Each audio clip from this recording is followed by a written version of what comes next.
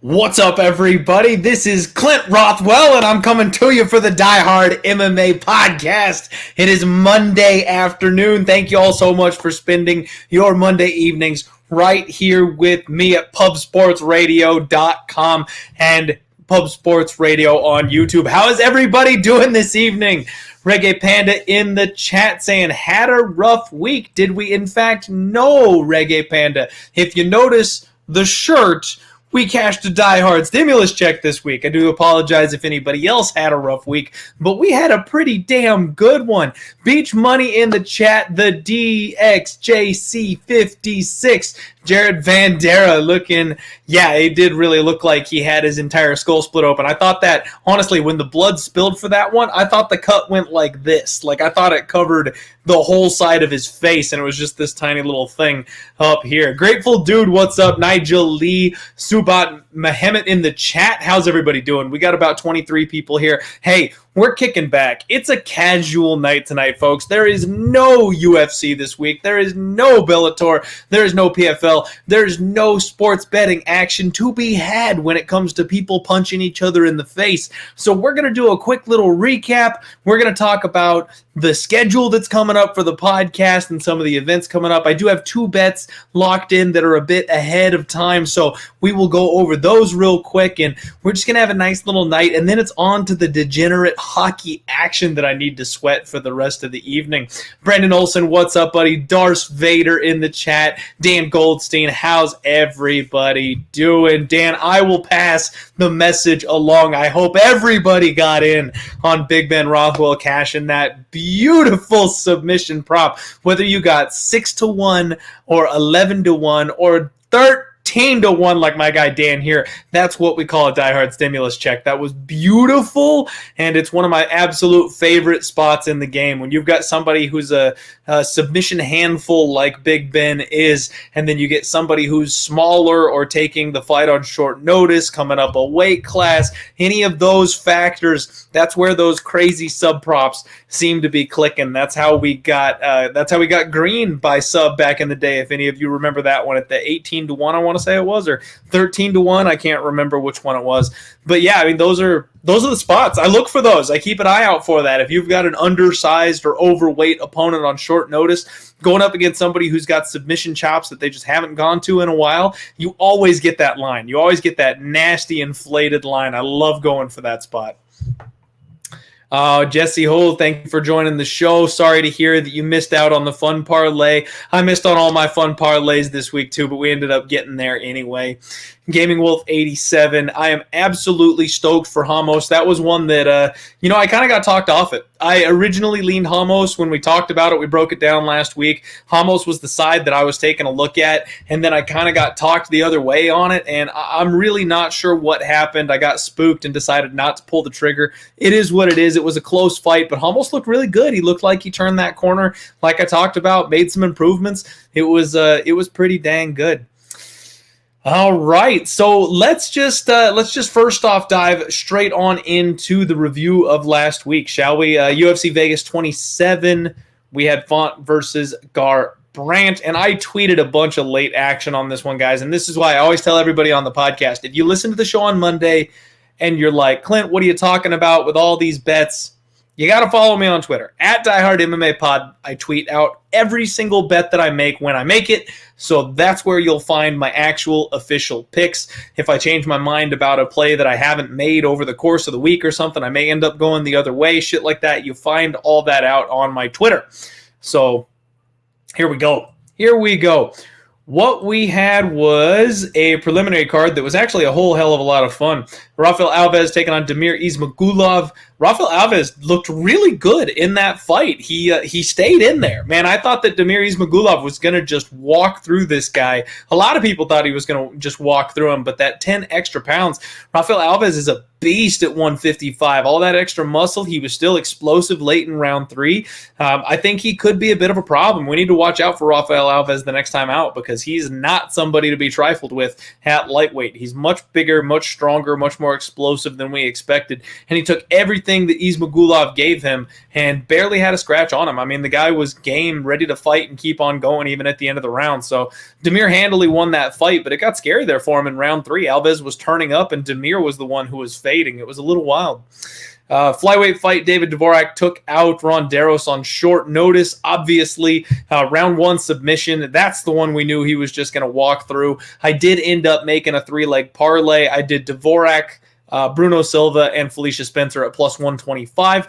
Kind of the idea on that one was I was spooked on Felicia Spencer, but I still wanted to play her. Dvorak and Silva were kind of locks, even though we don't use the L word. And I got plus 125 on the bet that I actually wanted to make. It's unfortunate that Spencer dropped the ball on that one. We'll get there. But so Dvorak cashed that first leg of that parlay that I added on. Joshua, what's up? How you doing? Thank you very much for coming on to the show here. Yeah, Darce, we'll talk about it. We will absolutely talk about it. We'll get there. So David Dvorak steamrolls this guy. Kid looked great. I can't wait to see his next fight.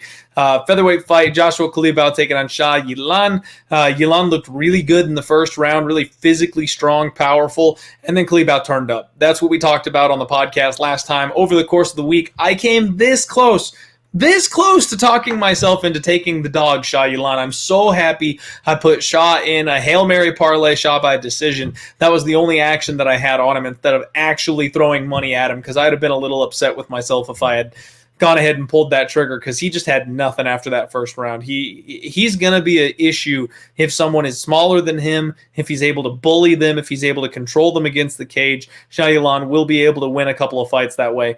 But Joshua Kalibau was not that guy, and he looked really, really good. Dan Goldstein, you got Squeaker there. I like that. Okay. I like that. And there was some crazy line movement. It's always weird when the line movement kind of gets you going on that one. Kalibau calling out Hooper. That's bottom of the barrel, man. That's not a bad call out. I mean, if we're looking UFC career-wise, not a bad call out, because the kid's got a submission game, has no wrestling to go with it, so he won't be able to get Kalibau to the floor, and then he's just going to beat him up on the feet for 15 minutes. That's very smart of Joshua Kalibau, but the UFC probably will not oblige. Thomas cashing a big old 5-legger. Izma, Dvorak, Kalibau, Silva. Very nice. And, of course, Big Ben Rothwell to top it up at the end. I love it. Dog MMA, what's up? Thank you for joining the show. And let's get back into this thing, man. Bruno Silva just did the damn thing. I took Bruno on the submission prop. I was absolutely sure that Victor Rodriguez was going to be able to take that big power shot, and then he was going to try and keep it going. But Chris Taglioni, the worst referee in the UFC, the guy that screws me no matter what side of the bet that I'm on, decides he wants to stop the first fight of his career and waves it off the second he got punched.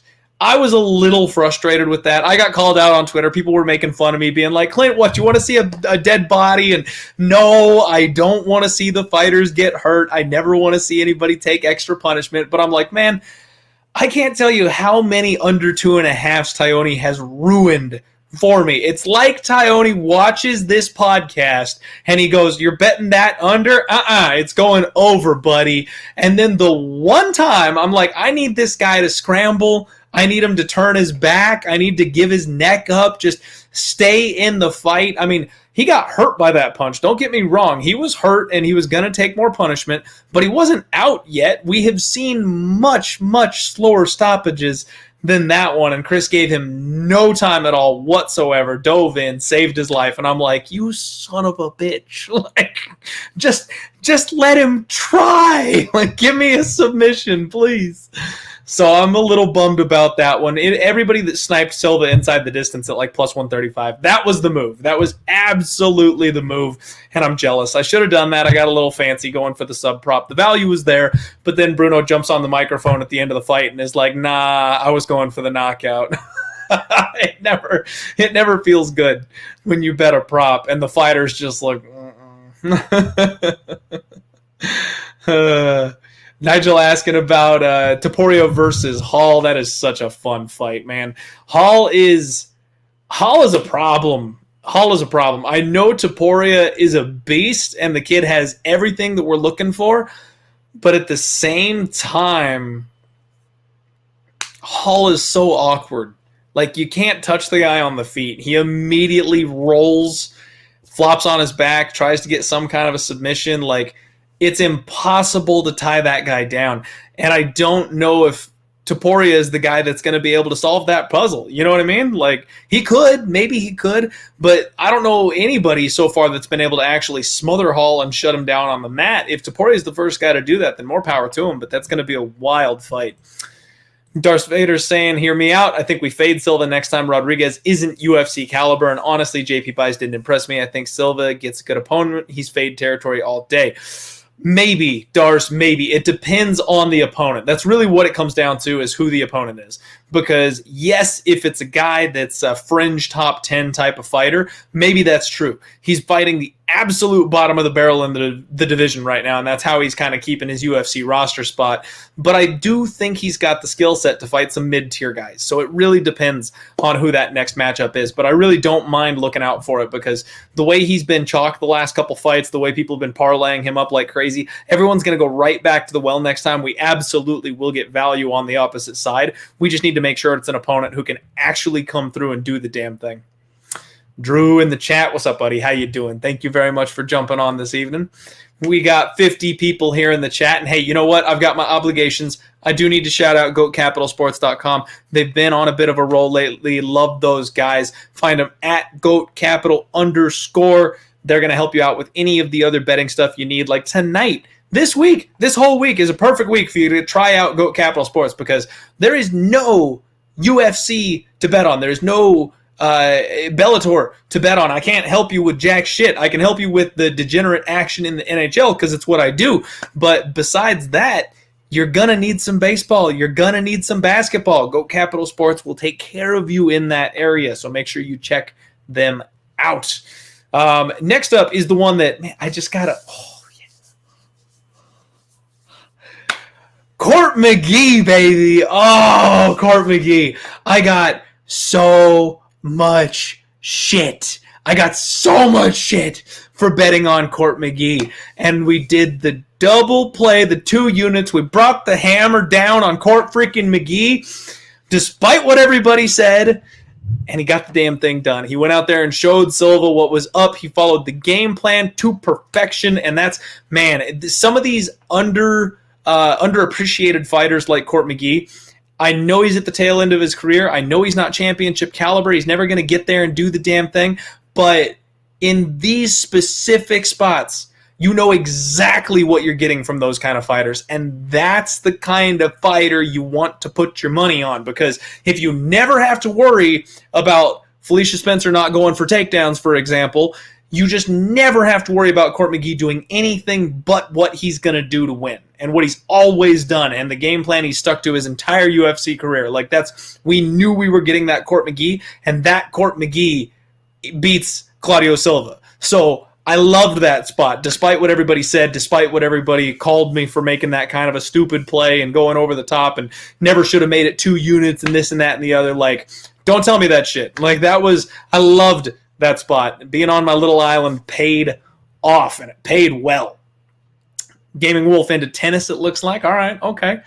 Oh, thank you very much, Chronic Combat. I appreciate that. Those were some fantastic spots. I don't know what it is. I look like an idiot on this podcast for like 5 weeks in a row, and then I'll have one night where I'm just like, like, just get everything that I'm talking about right. I don't know. It's the variance of MMA betting action. Dan, thank you very much for rubbing the nips with me. I appreciate not being alone for that moment. And Nigel, you know what's up, man. Always being on an island. And hey, I said it. The best bets are the hardest ones to make. And you know what? I talked about it on Total Takedown last week as well. The overs in the main event. I didn't even have the cojones to pull the trigger on it. It went the damn distance. We could have made piles betting the overs the way that I talked about in the main event. And once again, I did not have the cojones to actually pull the trigger and do the damn thing. Really frustrated by that. Oh, catching up with the chat here. A couple people talking. Okay.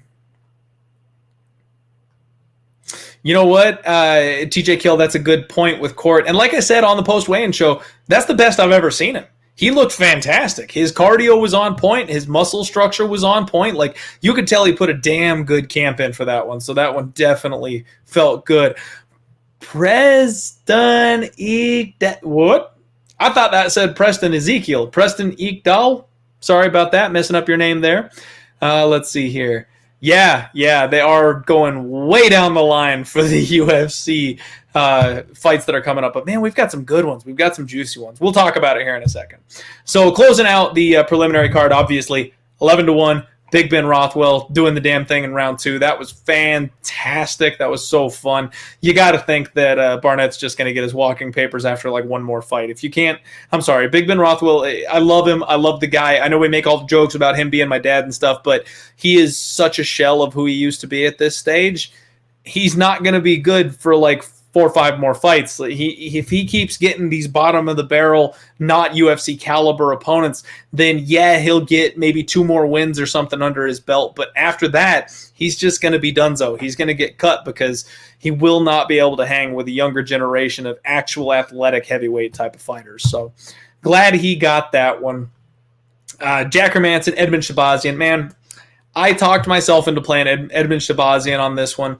And honestly, I don't even think it was a bad bet. Now, hear me out. I know everyone's going to like freak when I say that. Edmund Shabazian lost that fight because he did what young fighters do. He got cocky. He was winning the fight. He had won round 1. That was in the bank. He was working on round 2 and was going the right direction. The takedown defense was on point. The get-up game was on point. He obviously had the better striking. And then he decided he wanted to choke out the submission guy.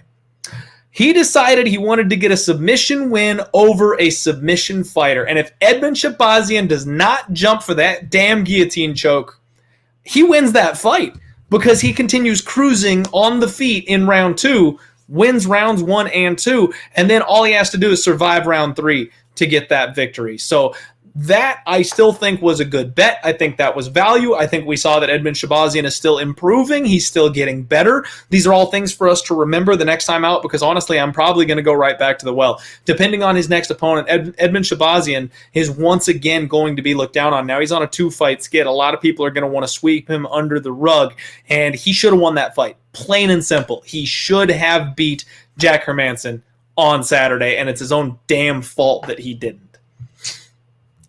I'm glad you got the win, Darce. I am glad you got the win for your sake. Always happy when people cash tickets, but that one was close. Yikes. And Ansov, yep, the damn guillotine. Exactly. Gooby, you see it. You see it in young fighters. They get cocky, man. Like he thought he had it in deep, and he did. That choke was in super deep, but what he underestimated was Jack Hermanson is not a training partner. Jack Hermanson is not a blue belt in the gym that you're 4 inches taller than and stronger than with a better squeeze than. No. This is Jack Hermanson, the UFC caliber fighter, the black belt. He's not getting choked out in that spot, and that's where Edmund just believed a little too much in himself. SD saying, I think Edmund maxed out where he is, though, needs to change gyms. That's a fact. He absolutely needs to change gyms. He needs a better look. The coaches and stuff over there where he's at right now, there's only so far they can take him. I completely agree with that sentiment. It's just a matter of whether or not he's willing to do that. We saw Rousey was loyal to a fault there. She didn't want to change gyms or anything, so I can absolutely see him going down with the ship there, unfortunately, but he's really young. He's got a lot of room to improve, so not over by a long shot. All right. Yeah, Tarvarian is head movement. I wish he would go to ATT or AKA. That would be a great move for him. That would absolutely be a good move for him. Yeah, Dan, he's only 23. He's only 23. He's got a whole lifetime ahead of him. All right. So that was disappointing. Lost a unit and a half there because I went a full unit on Ed and then a half unit on the knockout. Really thought it was going to come. But like I said, he wanted that submission, so bad move. We kind of already talked about Ramos and Bill Algeo. I was on Ramos the beginning of the week. I kind of got talked off it towards the end of the week, decided to pass, which that's my new thing. If I'm bouncing back and forth, if I'm switching sides on it, no need to roll the dice and lose money. I didn't bet Bill Algeo, which feels really good, but I also didn't bet Ricardo Ramos, which feels a little bad since that was my initial read on the night. I felt like he was being disrespected just a tad. And then let's talk about it, shall we? Let's talk. Felicia Spencer, Norma Dumont. Oh. Another Molly McCann situation where the entire MMA world, the whole gambling community, is on Miss Felicia Spencer. And holy crap, what do we do with Miss Felicia Spencer? I mean, she has the higher level of competition. She's got the sick jiu-jitsu. We've seen her pin people up against the fence, and she just had no wrestling, no interest in grappling. And you know what? What we need to do is give Norma Dumont a little bit of credit, because that chick tried to make 135 a couple times, and she looked like the bigger of the two women in there at 145. She is huge, and I know everybody talks about the thickness. All sex jokes aside, she's thick, boy. Like, holy shit, that girl is thick. Do you see the thighs on her? Like, she's a real 145er. I was impressed when she got up there with Felicia Spencer. She was much bigger than I expected her to be. So Norma Dumont finally saying, I'm not doing this 135 thing. Boy, did that ever pay off for her. She's strong. And I think the big issue was Felicia Spencer, she does the trip takedown thing. She likes to pin people up against the fence and then drag them to the floor. Norma Dumont's a judo black belt. Her balance is off the charts, and that's something that people really don't remember or don't think about, is when you're doing judo, you're always doing throws. Your opponent's trying to get outside of you, get you off balance, and then kick you up on one foot and fling you in the air. Like, you've got to be able to defend a full body weight toss on one leg in judo. Getting to the black belt level in judo is not an easy thing to do. So when we've got someone like Felicia Spencer, who's not a wrestler, someone like Norma Dumont is going to be able to defend those little trippy takedowns, because she has no problem standing with all that body weight on one leg. And that was a complete misread by me. I'm not sure who said it in the chat. Somebody in the chat, we talked about it last week. Someone was saying, mark the words, that Norma Dumont was going to be the winner. And shout out, if you're here hanging with us today, you take your victory lap. Norma Dumont was absolutely the right side. And the few people I know that had tickets on her, congratulations. That was a great bet. Skywalker DFS in the chat. What's up, buddy? How you doing today? Good to see you hanging out. Thank you very much. And Ansab, I wouldn't say that she has bum fight IQ. She knew what she needed to do. She just couldn't do it. You saw the couple times that she pinned her up against the fence. She felt that strength. She felt that body and went, nope. So it wasn't that she couldn't, or she wasn't trying to do it. She just couldn't do it. So she had to go for plan B, and plan B was striking, which is definitely not her strong suit. So yeah, just unfortunate. Hey, Gooby, there you go. You got that big win with Norma Dumont. Congratulations there. And yeah, Preston, MMA, women's MMA is tough. It is really tough sometimes, because I don't know, a lot of people get overlooked in women's MMA, and it's so thin too. So one bad night and your reputation just plummets and everybody thinks something of you. So absolutely something that can happen. Stellar 703, what's up? Thanks for coming and hanging out in the chat this evening. All right. So we had Tafa versus Jared Vanderaa, and what we saw over the course. Now, this is where, if you follow me on Twitter, over the course of this fight, the judges were actually on point. For the first time in the year of our Lord 2021, the judges had a damn good night. They were getting everything correct. They were scoring all the fights perfectly, and they were really valuing the takedowns. And when I noticed that the judges, not over just one or two fights, but over the course of the entire card, were scoring rounds for the fighters that were getting those takedowns, I went, you know what? We need to take advantage of this. Jared Vanderaa had the grappling advantage. Carla Esparza had the grappling advantage, so I immediately bet both of those two fighters. Now, when we talked about this fight on Monday last week, I will fully confess, I said I thought Tafa was going to win this fight, but I also said that the line was wide, and I said the value side was Jared Vanderaa. And something that I've been doing a lot lately is recognizing the value side and then not pulling the trigger. not betting the side that's too wide, and then sure enough, the upset happens. I've been leaving a lot of money on the table by recognizing these wide lines and then just not nutting up and taking the shot. So the confidence in the judges' scorecards is really what gave me the strength to pull the trigger on Jared Vanderaa, and I still got the fight completely wrong. It didn't play out at all like I envisioned. I never thought Jared Vanderaa was going to look like Israel Adesanya and just beat Tafa up on the feet for the course of 15 minutes. Holy shit, he has leveled up. I talked about that on the Friday show, that Vanderaa is putting some serious work in, and he's turning into a UFC caliber heavyweight. So I really saw those changes coming through, and when all the pieces of the puzzle fell into place, I pulled the trigger, was 1,000% wrong, and still got paid for it. That's a good bounce. That's the type of good solid variance that we need around here, is being absolutely wrong and still getting paid for it. Vanderaa did the damn thing. It was fantastic. It wasn't without its issues. There were a couple of big shots that Tafa landed that made a couple of moments really scary. It was fun. It was a good fight. It was a damn good fight. And I'm excited for what happens next for Vanderaa. I mean, Tafa, yikes, he's 4-3 and really struggling in the UFC at this stage. He got there way too early. I don't know what they're going to do with this guy. I really don't. Let's see here. Razor Sharp in the house, the legend himself. What's up, buddy? Make sure you guys follow all the Pub Sports Radio personalities for me. Give them all a follow on Twitter. Everybody's handing out money, especially guys like Razor Sharp giving out free picks and the horses and shit like that. He's all over them. Make sure you give them a follow. And speaking of my boy Danny Betts in the house as well. Coming soon, the TikTok collaboration between Danny and me. Make sure you give my guy a follow as well. We're having some fun for sure. Yes, I'm not even kidding. I made a TikTok. If you guys missed the TikTok, you need to go check out my my previous tweets or my Instagram where I posted it, because I'm pretty proud of myself on that one. Unfortunately, I can't play it for you here because we're on YouTube and they'll slap us with a ban or something like that for the copyrighted music. I wish I could, but I can't.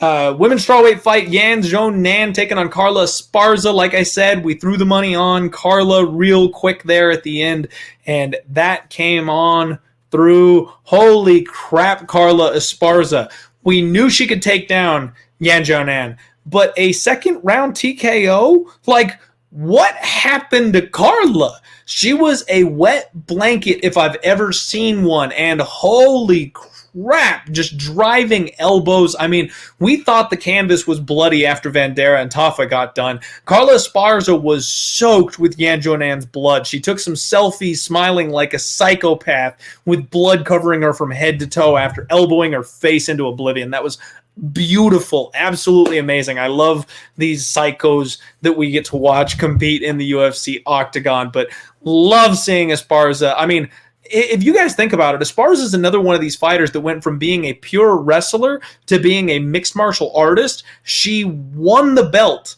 She actually was the UFC champion at one stage, and she had no MMA skills to speak of. She lost the belt. She didn't get dropped from the organization. And now, 4 years later, she has come full circle and she's knocking on the door of a title shot and she's deadly. Now she's a whole different monster. This is Cookie Monster 2.0 that we're witnessing here. And she's on a roll. She's on a 4-fight win streak, and she's capping that off with a TKO of the hottest prospect in the division. I'm pumped. I can't wait to see what Carla Esparza does next. And I never thought those words would come out of my mouth, but I cannot wait to see what Carla Esparza does next. And I would love to see the rematch between her and Rose. Now, I think Rose is slick enough on the ground that I'm still going to say that Rose would win that fight. But at the same time, Carla's obviously capable of making that interesting. That'll be fun. Both those girls have leveled up, and I can't wait to watch it if they have a rematch. Yeah, the DJXC, she is absolutely possessed looking for that title shot. Absolutely going for it. From a betting perspective, Nigel, yeah, I guess you could say Esparza is Chookagian 2.0. The way Esparza fights is far more favorable to me than someone like Chukagian just squeezing out those wins and robbing me every damn time I bet against her. Carla Esparza at least, dominates her opponents physically speaking.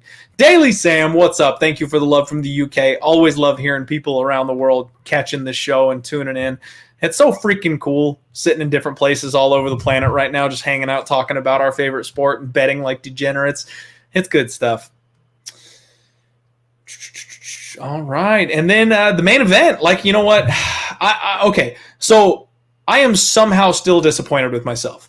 We profited over 5 units on the show here, and I'm rocking the emergency stimulus shirt because we did so well on this fight card, and I'm still disappointed because I didn't nut up and take the overs. I said it on the Total Takedown that this fight was going to be a chess match. It was going to be technical on the feet. Font was going to stay on the outside, and that 6-inch reach advantage was going to be a problem for Cody Garbrandt looking for those haymakers. I said lay the chalk on the over 1.5, plus money on the 2.5, plus money on the 3.5, half unit on the 4.5, and I didn't do it. And I've made this exact read 5 times, and it's 4-1. Every time I come up with this read, I'm too scared to actually do it because the fighters are knockout machines, and that's why you're getting that value. But I never actually pull the trigger and do it, and I'm really, really pissed off that I haven't just dug deep and trusted myself to make that move yet, because I could have easily profited 5 units literally on this fight alone by making that move if I had the balls to do it. So, yeah, just the next time I make that read, the next time I think that's a possibility, I think I just have to blindly do it, because without actually putting my money on the line, I have proven that when I have that feeling, it's profitable. You know what I mean? I haven't. There's only been one time that I've said that I feel like that's the play, and it wouldn't have gone more than 3 rounds. So that you absolutely would be banking money if we followed that lean every time I had it. But had the 2 units, 2.3 to win 2 on Rob Font. That came through nicely. Let me tell you guys, speaking from experience, a 6-inch advantage, that is no small deal. If you're on the wrong side of a 6-inch advantage, you're in trouble. There's only so much you can do, Ask my wife if you're worried about 6 inches and you ain't got the 6 inches. It's just there's not a whole lot you got going on there. Okay, that was a bad joke. I'm sorry. We'll move on. What I want to do is take one moment. We're gonna have a shorter show today, so it's not gonna be a long one or anything. But we do need to make sure we shout out the sponsors for the show. Here is a word from one of our sponsors, except they moved it on me. Okay, there it is. I found it. Thank you.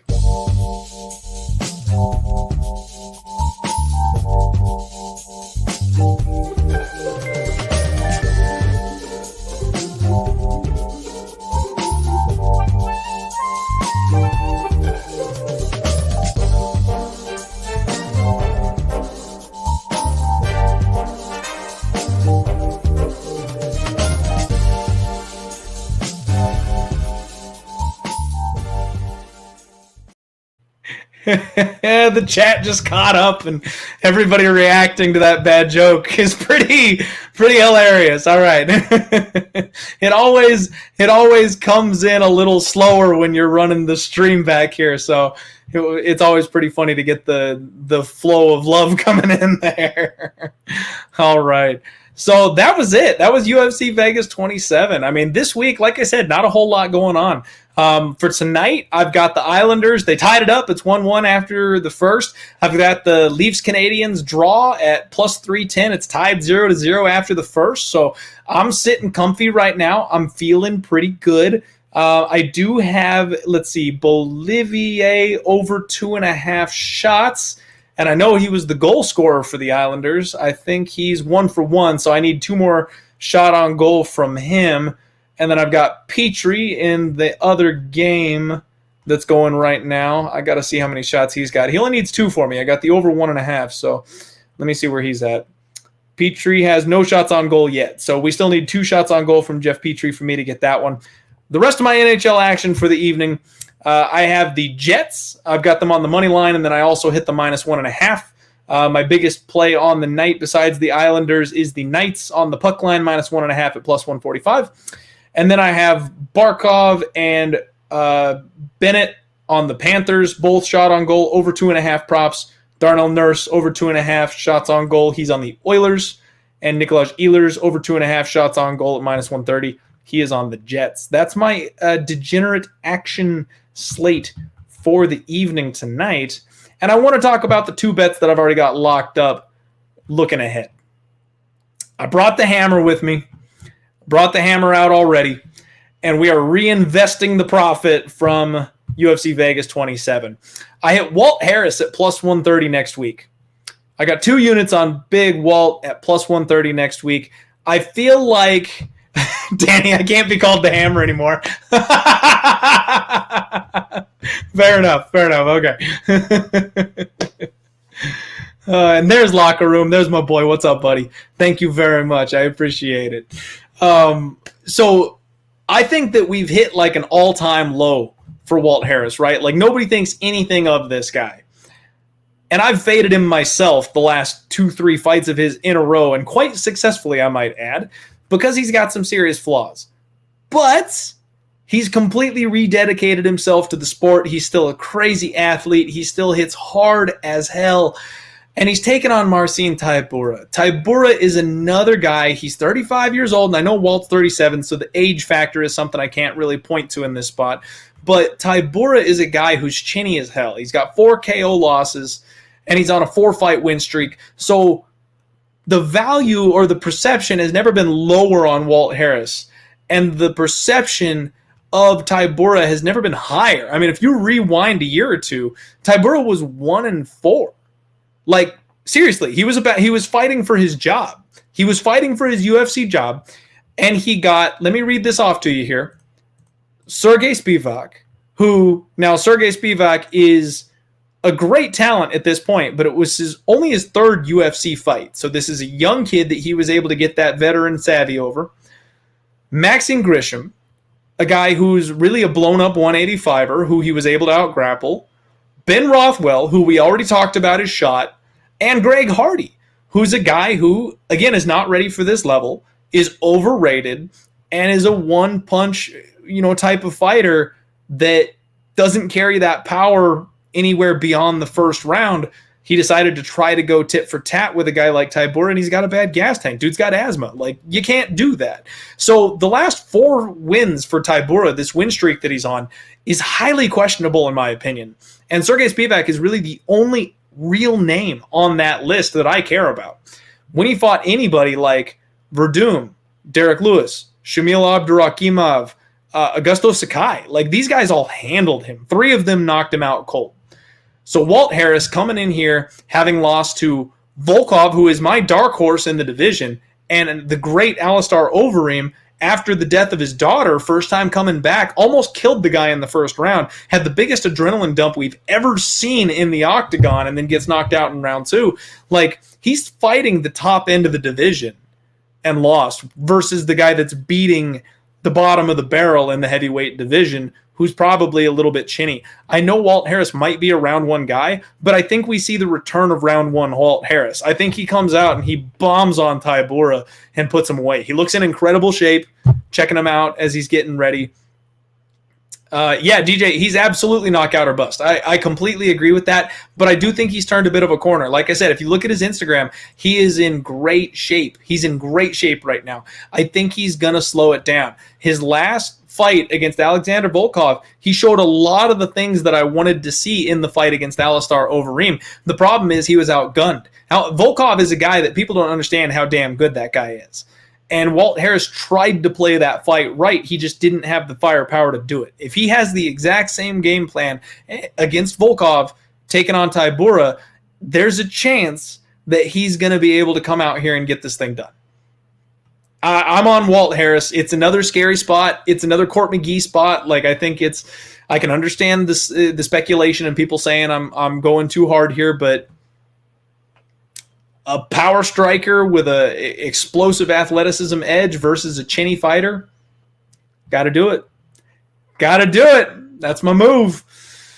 And so I said I was bringing out the hammer. I wasn't talking about Walt Harris. If y'all remember the infamous 7-unit bet, speaking of my guy Drago Alexander Volkov. He's back. My guy Volkov is back, folks. Alexander Volkov, in about 4 weeks, is taking on the undefeated 8-0 Cyril Gane. And I am putting 5 units on Alexander Volkov. This is the biggest underdog bet that I have ever personally made. The 7-unit bet was because he was a favorite. He was minus 175 at the time. And if he is a favorite in this spot, I probably would have a little bit of a smaller bet, but I think that the wrong fighter is favored. And because of that, I'm going hard on it. And TJ, when I compared him to Court McGee, I'm comparing the bet to the bet on Court McGee, because when I bet on Court McGee, I got all kinds of shit, and people wanted nothing to do with it, saying it was a bad pick. I'm not saying he's a fighter like Court McGee whatsoever. In fact, their styles couldn't be more opposite. So the analogy wasn't to compare the fighters to each other directly. But yeah, I'm on Volkov, and I'm on Volkov hard here. So let me tell you why. First off, Volkov has the same amount of losses as Cyril Gane has wins in the sport of MMA. This dude is 33-8. He has taken the long road to the UFC, and he's only 32 years old. He's a physical specimen at 6'7". Now, I know the same thing could be said for Cyril Gane, but my boy Volkov is actually going to be bigger than Gane. Gane is 6'5", so he's going to have a 2-inch height advantage, and I believe he's got a little bit of a reach advantage on him as well.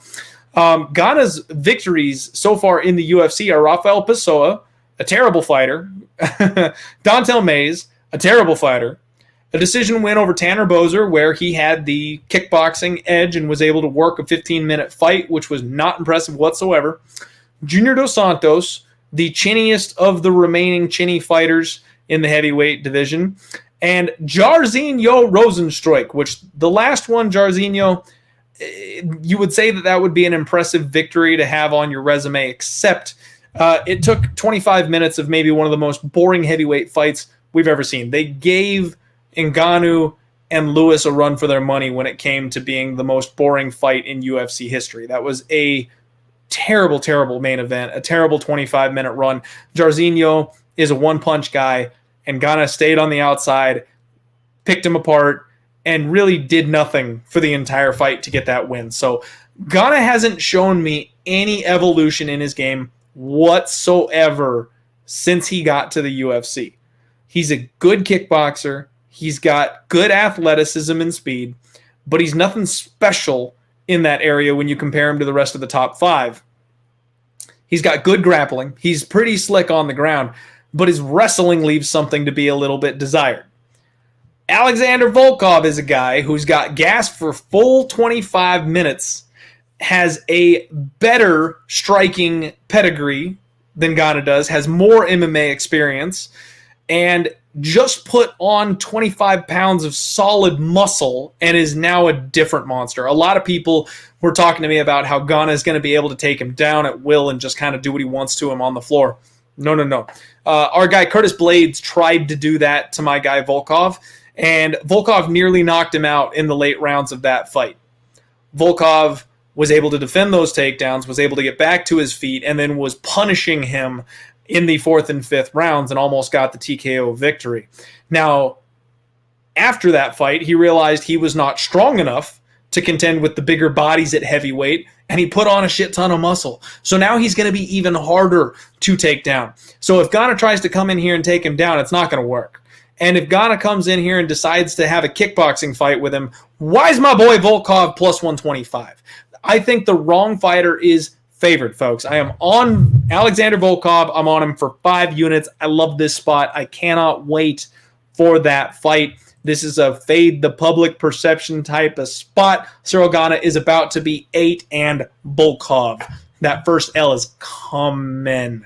Now, I know I've been on a bit of a rant there, so I'm going to get caught up here on the chat and see what everybody has got to say. Jacksonville Zoe in the house. What's up, buddy? Thank you very much on this sub prop. I hope you got there with me. That was a fun show. I wish I could have been live with you and my boys for the whole time. Man, that would have been fun to come on the live stream for that card. We'd have been going absolutely nuts. Kieran Scruff siding with Ghana. Yep, there's going to be a lot of that. Danny knows what's up. Give me Volkov at plus money all day. All day. DXJC56. I would say that Tanner Boser was really his first test. He passed that one with flying colors. And then JDS and Jairzinho, they were both appropriate fights for him, I would say. But I think people are reading into them a little bit too much. Ansav, yes, he's saying he's a fraud and he has a left hand. I kind of get that. I think he's a little bit better than that, but at the same time, I do kind of get what you're saying. All right.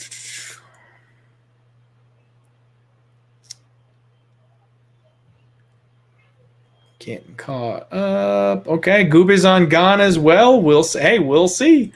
Gone by KO. Okay, Czar, that's bold.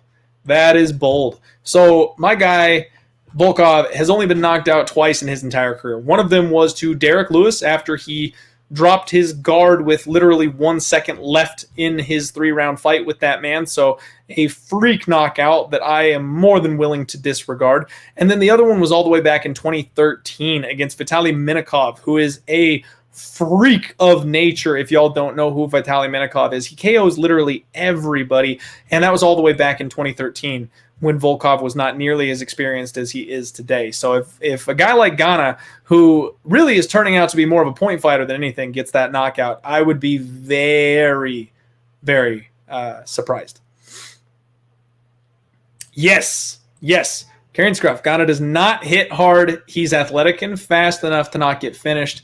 It's going the distance. I kind of agree with that, actually. I think Volkov, if anything, is going to get the knockout. People don't get how hard my boy Volkov hits.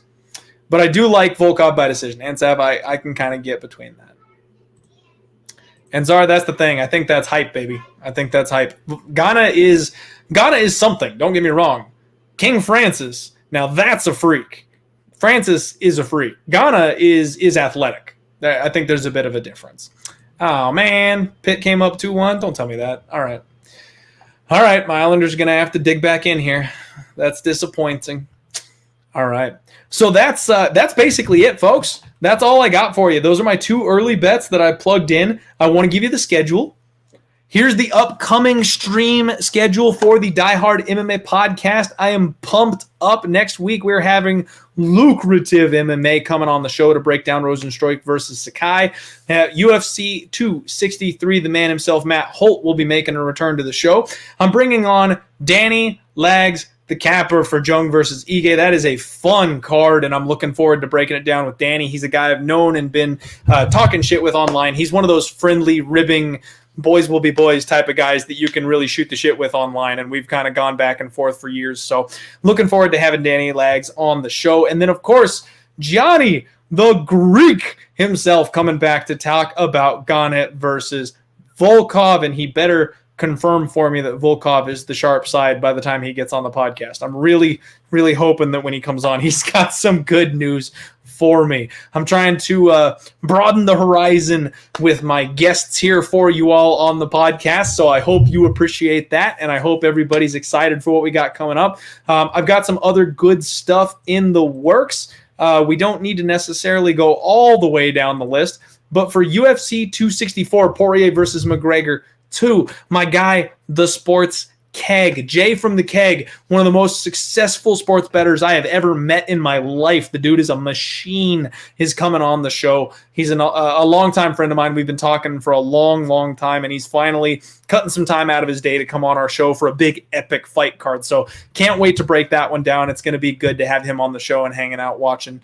It'll be fun for everybody to tune in and check that one out. Connor Mack in the chat. What's up, Connor? What's up, Connor? Yep. So that's it, folks. That is the show. Honestly, I was going to fluff a little bit. I was going to try and talk some stuff and extend this thing out just a little bit. Oh, Connor, don't you worry. Don't you worry, buddy. I've got something in mind here. I've got something in the works. Just give it a little bit of time, because the Pub Boys absolutely need to come on the Die Hard MMA podcast for an episode or two. I got some plans, some evil plans. All right, that we got about 90 people in the pod today.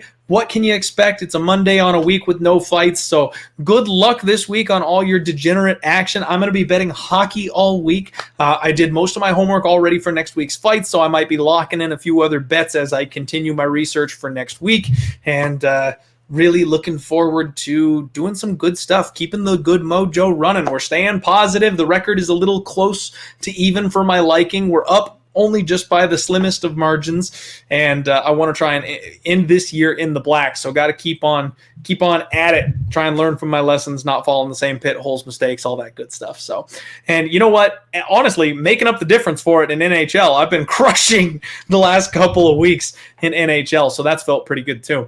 But you all have a wonderful week. If you are interested in any of the Die Hard merch, head over to pubsportsradio.com, the shop section. We've got all the Die Hard shirts. And right here on Pub Sports Radio, we've got so many awesome shows. I mean, we've got Ian Cameron, Connor Mack. We've got Jimmy the Bag doing his live shows Tuesday through Friday. Of course, the boys all have their shows. Locker Room does the Bet Your Lunch Money. You know, you've got Razor Sharp who does the horses and he gives out his picks. He does free days from time to time on Twitter for everybody, doing all the sports that he can get his hands on. And then, you know, like I said, you've got the boys. Anytime there's an MMA fight on, Boston Nick, Jacksonville Zoe, Danny, you know, everybody that wants to join in, big show picks, they're all hanging out, doing live streams for us, Bellator, PFL, UFC. Obviously, none of that this week, but we will be back to that as soon as we have the opportunity to get back to that, and I will get on a damn live show. The schedule has been crazy since COVID opened up the world a little bit. I just haven't been able to get back on, and I feel bad, and I like hanging out with my boys and drinking my Fireball, so I need to make sure I get back on there as soon as humanly possible. I love you guys. You are the diehards. You are the OGs. You're the people that keep me going when things get rough. I appreciate you, and thank you so much for spending your Monday evenings here with me. Make sure you like the show. Make sure you subscribe if you haven't already, and just make sure you have a wonderful week. Stay safe out there. Make sure you give somebody an Air 5. Text that friend of yours that you haven't talked to in a long time. Make sure they're all good. Spread that love. Be that light, and it'll circle right back around and come back to you. It's true what our parents said. If you don't have anything nice to say, don't say nothing at all. If you are the type of positive person that you need in your life, that energy will come back to you. So work on positivity, people. Have a wonderful week. There's no total takedown this week. There's no Friday post weigh-in show this week. I will try to type up a couple of articles, maybe do some fun things, looking at the divisions and stuff like that, look ahead type spots. Not a ton of MMA content that we can get for you this week, but I will be sure to tweet out my hockey stuff. And as always, if you want to ask a question or chat about something, hit me up at DieHardMMA Pod on Twitter. Have a good one. Let's roll.